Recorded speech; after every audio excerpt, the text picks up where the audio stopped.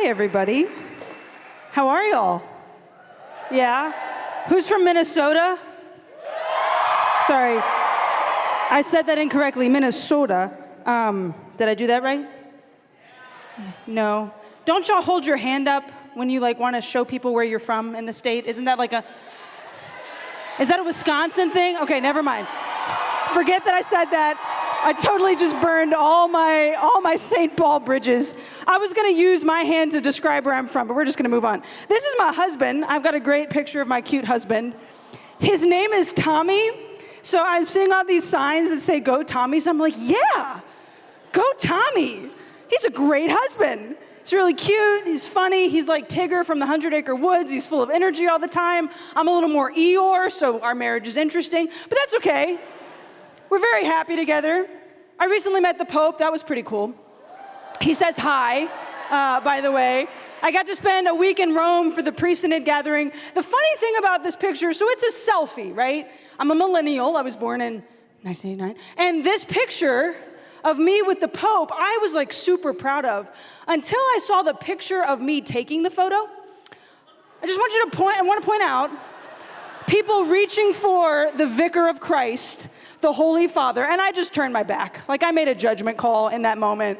I can't get to him without elbowing a Christian brother out of the way. I think I'm just gonna snap the photo and then I'll have material for the rest of my life. But none of that really mattered. I mean, it was cool to meet the Pope, and it's great that I'm married, but I want to introduce you to the most important person on the face of the planet. This is my daughter, Rose. That was the correct response, thank you. She is just the best kid. If you follow me on Twitter, you know that. This was her first smile, legit smile, not gas, not something was rumbling in her tummy. She saw mommy, she acknowledged mommy, there was a moment. She doesn't always smile. This was the back of our Christmas card. It said, shout for joy, Jesus is born, Merry Christmas. It was great. It was very appropriate. But she's just a happy, cute, this is the talk. I hope you're okay with this. She's 11 months old, and she's in the process right now of learning how to walk. Apparently that happens at 11 months. So that's why she doesn't travel with me anymore. She's been on 32 flights in her 11-month life. Not recently, because she wants to move constantly. And so she's in the process of learning how to balance, right? So she'll pull up on a piece of furniture and she'll let go for a half a second, and then she'll fall and she'll hit the floor and her butt hits the floor. That's why they have diapers for babies, not just to catch all the stuff, but to give them padding. So she falls and she hits the floor. So my husband and I have a trick where we go, wee, because we don't want her to get sad or to be scared of all the fails that she has, which is great. We're gonna have a compilation video.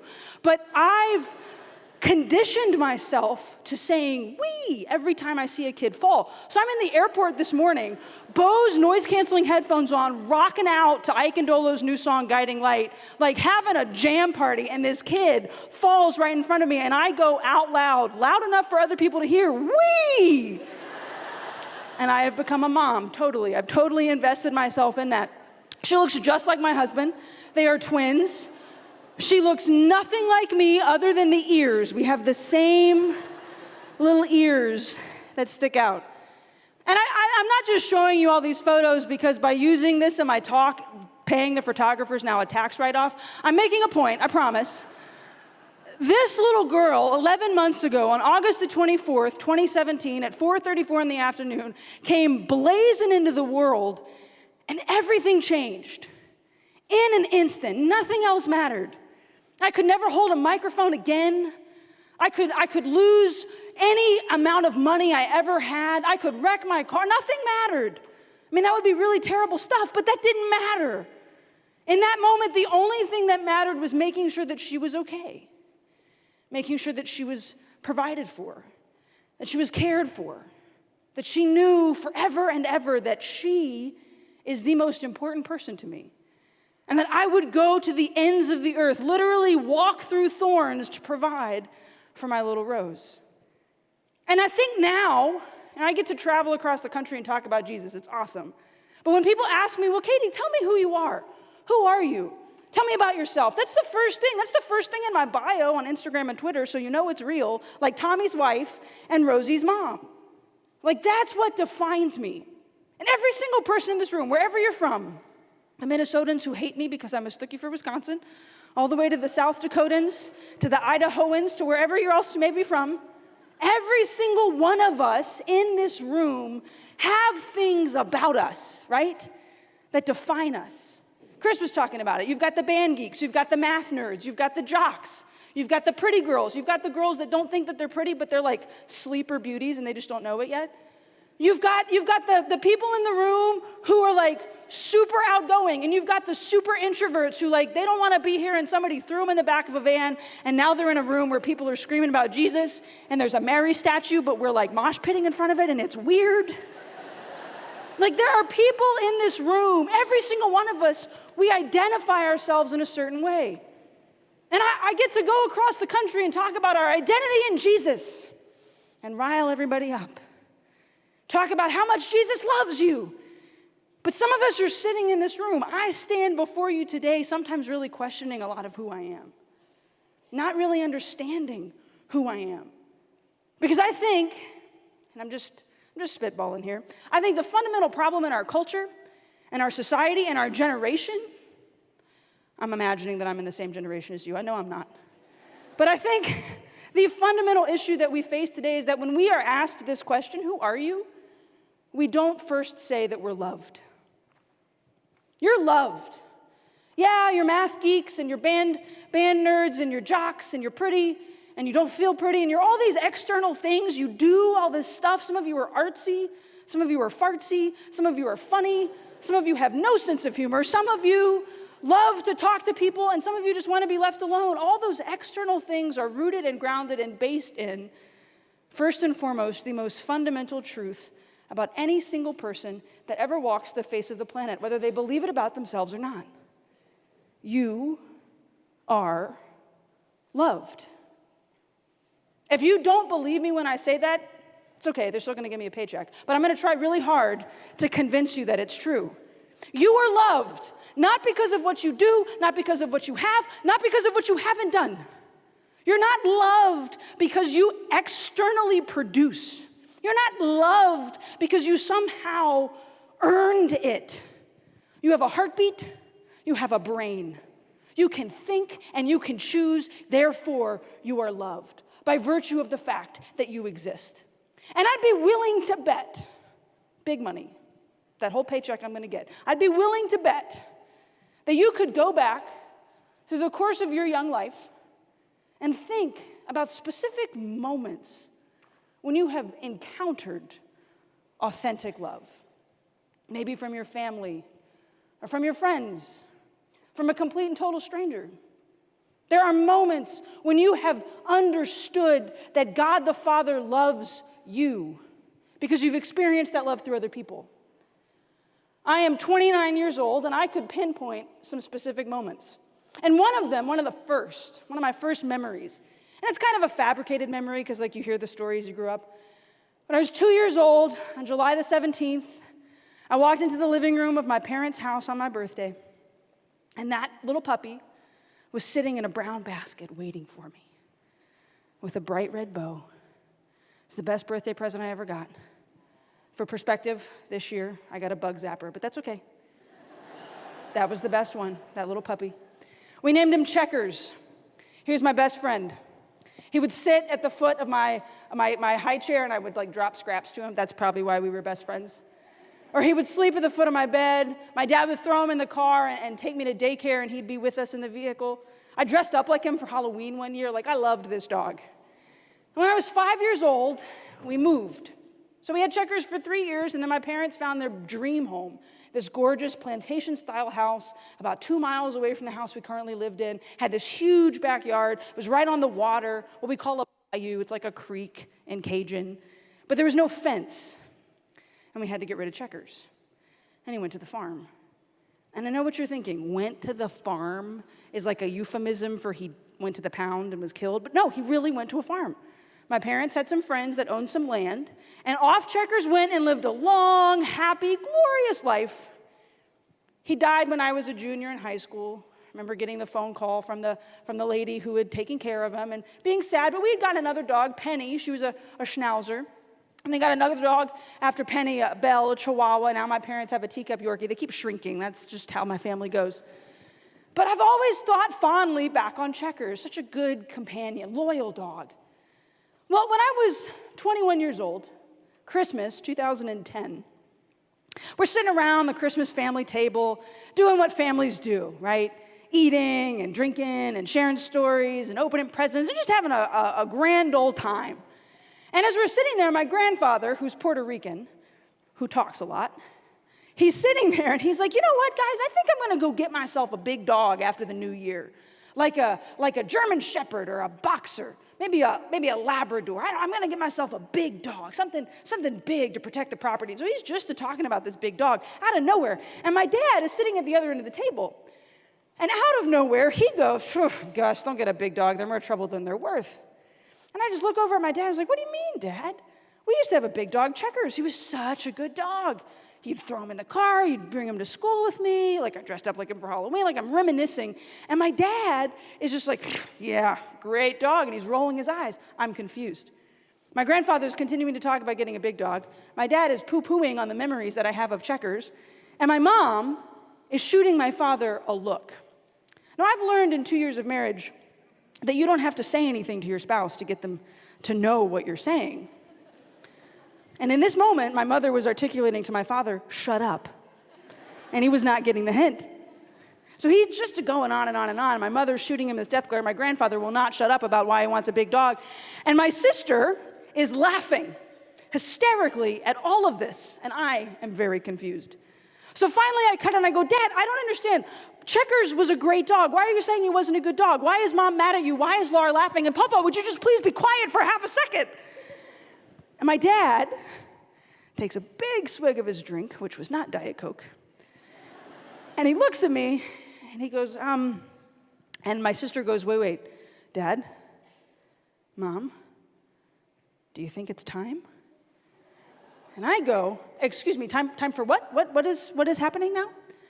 And my father takes another swig of his not Diet Coke, and he says, Katie, do you remember, so we gave you Checkers for your birthday. It was July. You remember that? I was like, yeah, it's the best birthday ever. And he said, okay, so do you remember like in September, like fast forward 2 months, remember like in September, you came home from daycare one day and Checkers was not there? And I said, yeah, he was sick for like a week. You said he was at the vet.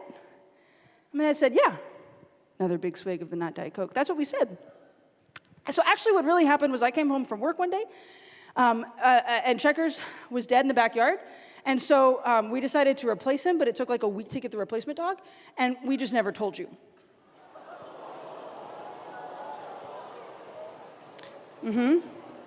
So my dog died when I was 2, and they replaced him, and I found out when I was 21 on Christmas Day.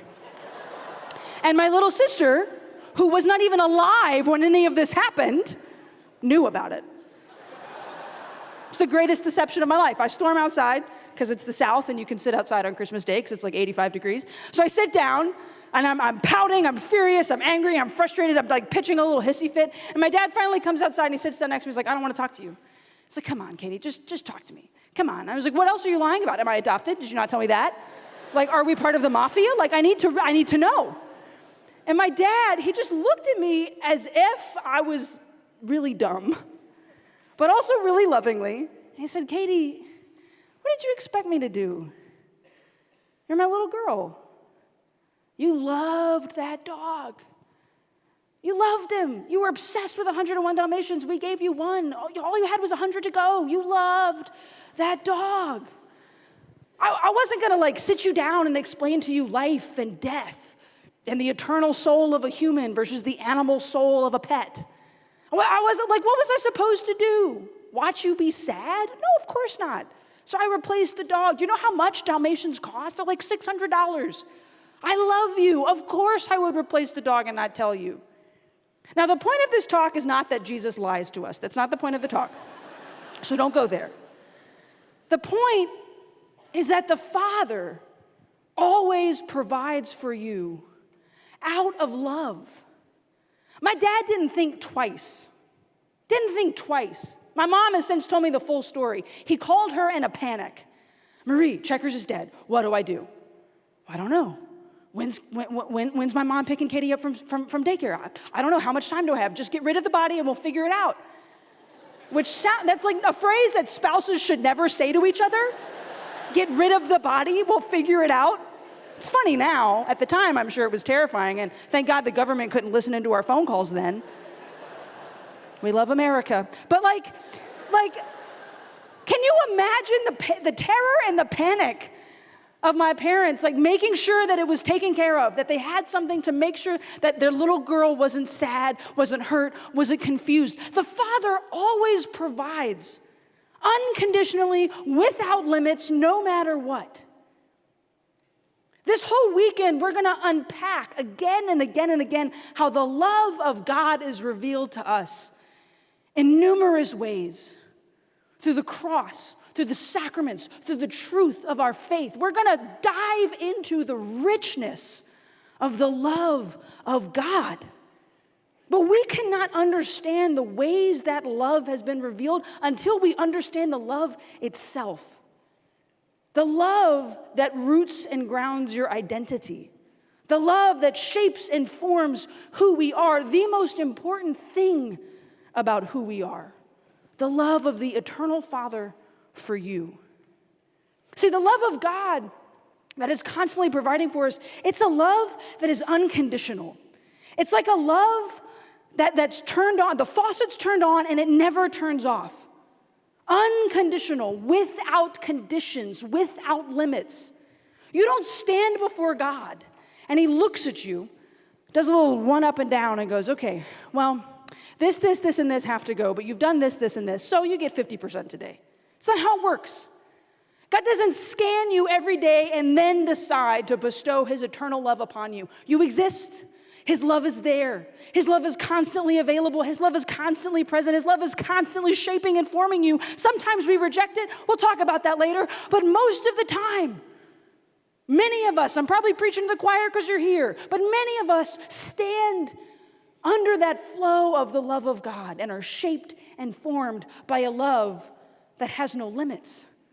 An unconditional, completing love of the Father for you. And I know what you're thinking, because I've thought it. I've thought it 1,000 times. I thought it this afternoon when I was getting dressed for this talk. And I washed my hair, my frizzy, sticky out red hair that I have hated since I was a kid. And I looked in the mirror and I thought to myself, God could never love that. God could never love the girl with thunder thighs and frizzy red hair who sins all the time.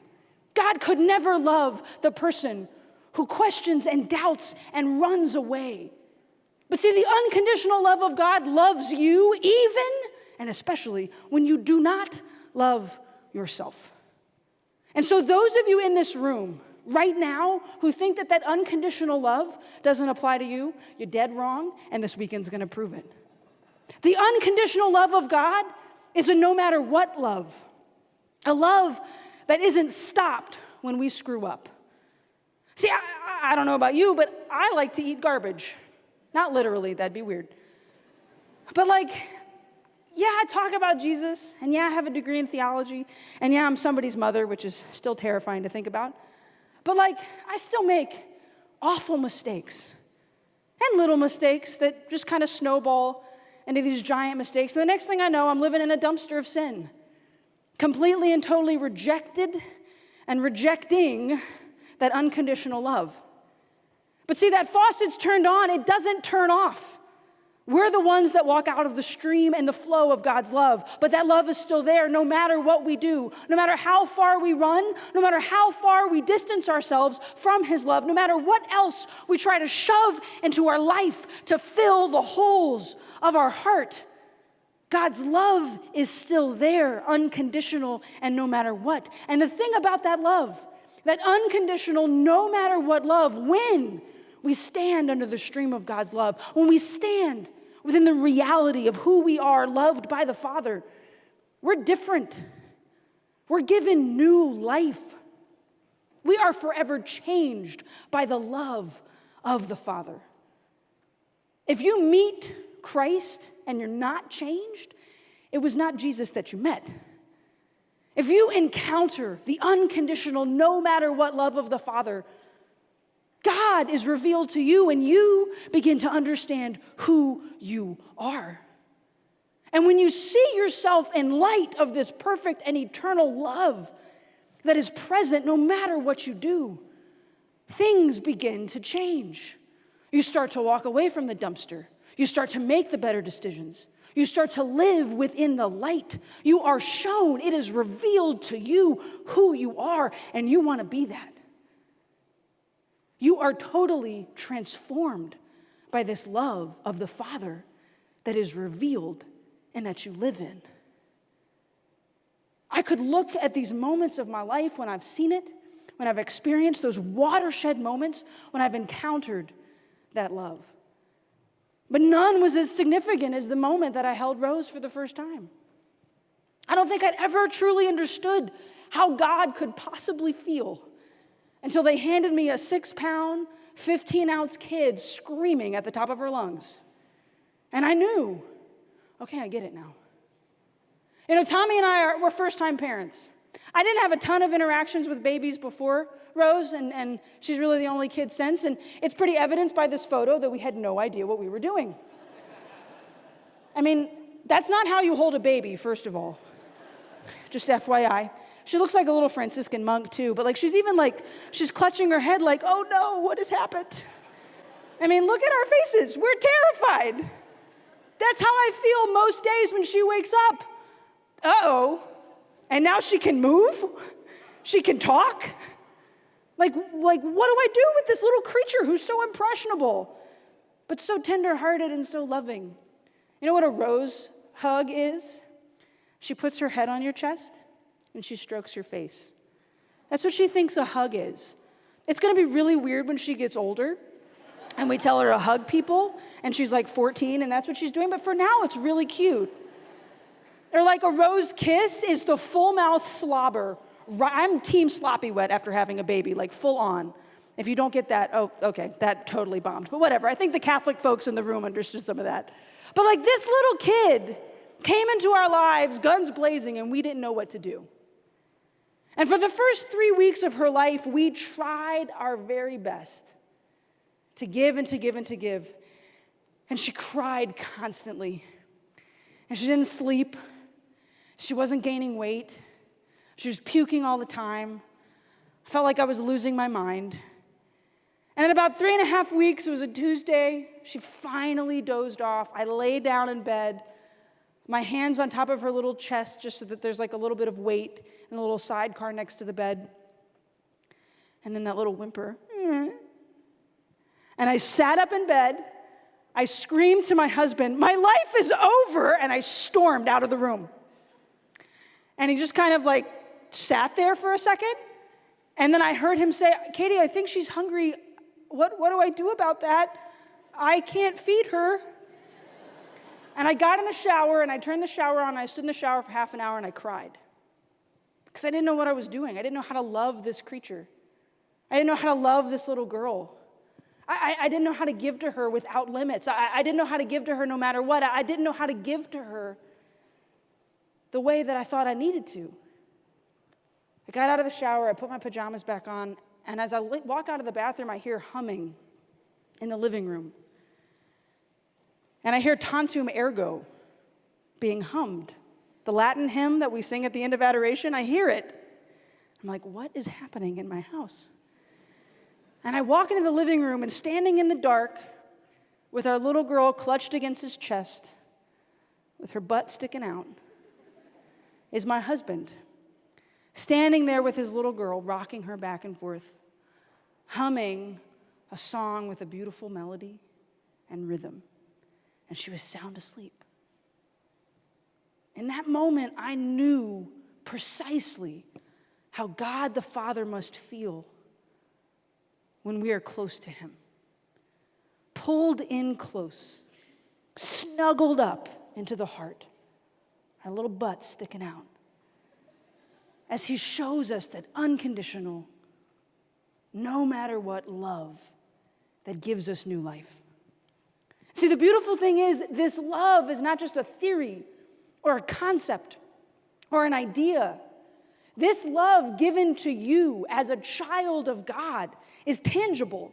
It's real. We literally consume it en masse. We experience it in the confessional. We are empowered with it in confirmation.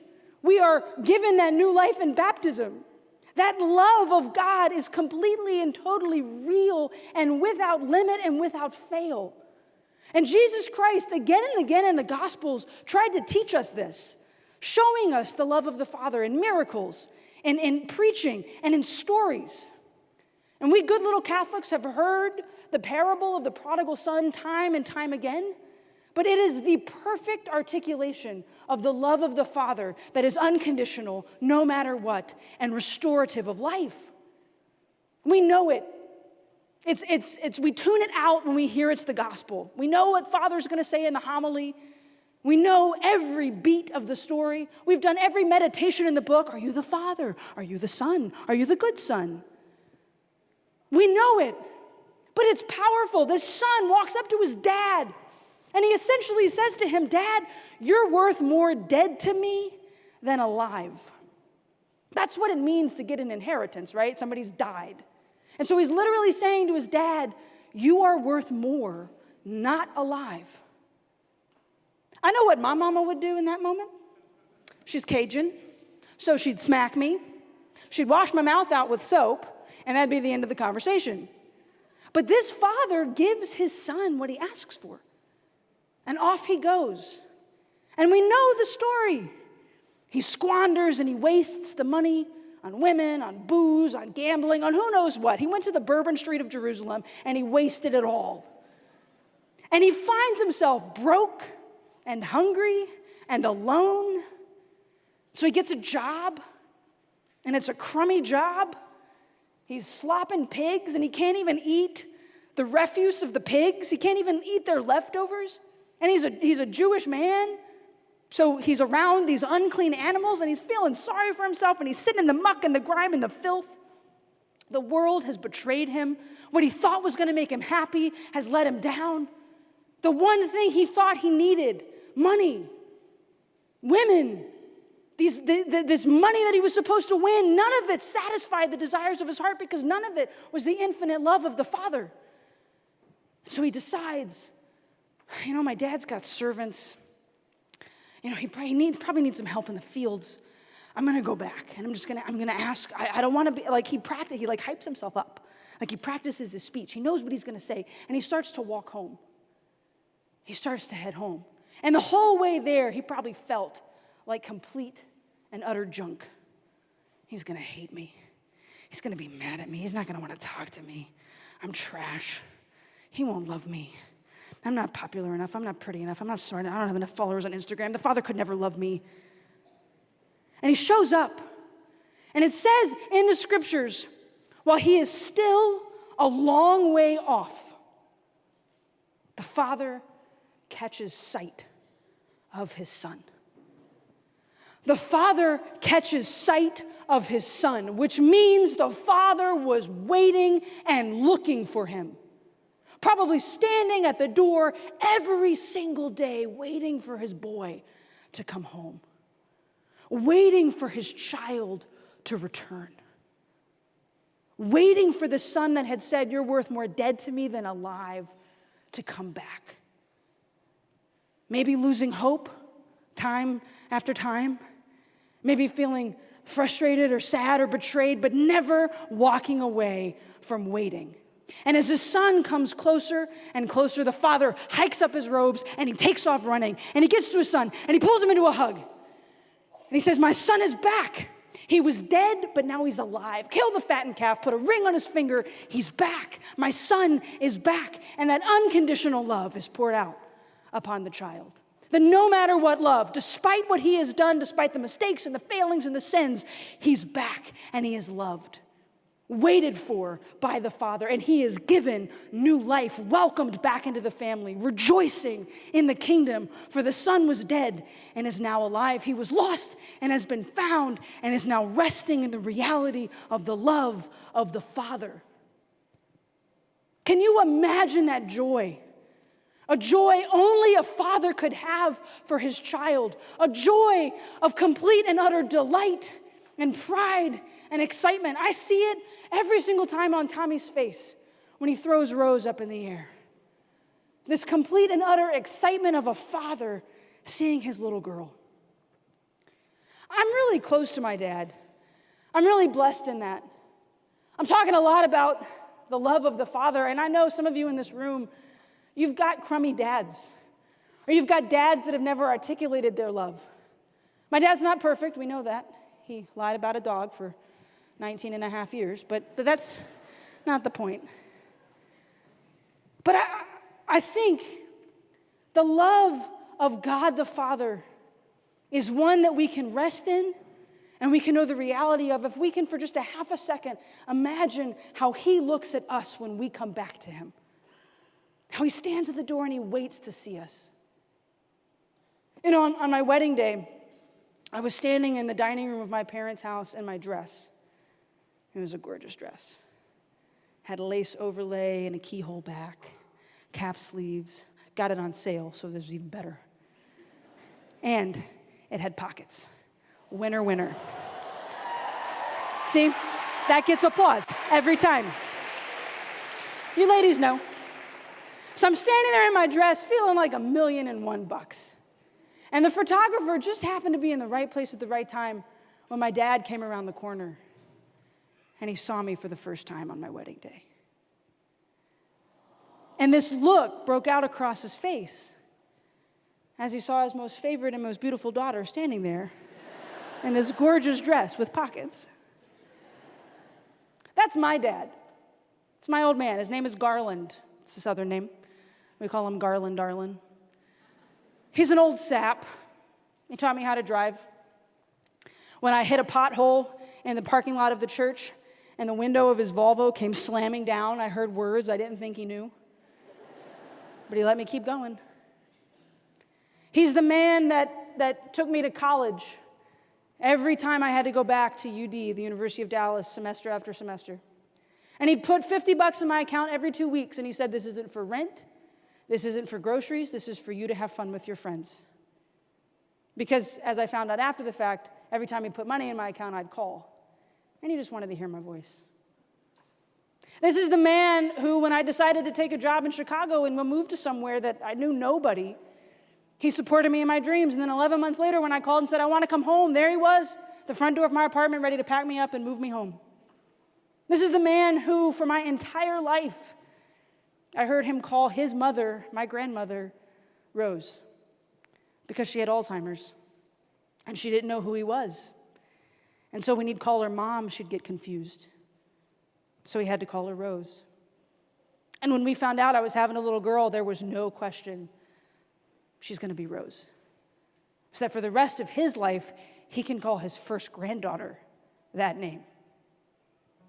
I see my dad looking at me, and that's his love for me, and it is but a shadow, but a smidgen of the love that the Father has for you. Even when you don't feel lovable, even when you don't feel worthy, even when you know you've run away and you've squandered what's been given, he stands and he waits and he looks for you like that, longing for you to come home, aching for you to know his infinite, perfect, unconditional love. That's what he wants to reveal to you this weekend, my friends. That's what he wants to show you about yourself, that you are loved, and show you about himself, that he is love. And that love pours out for you. His heart beats for you, yearns for you to be held close. I want you to close your eyes and just open your hands right in front of you for just a half a second. Father God, I ask that you open these young people's hearts and minds to know your love.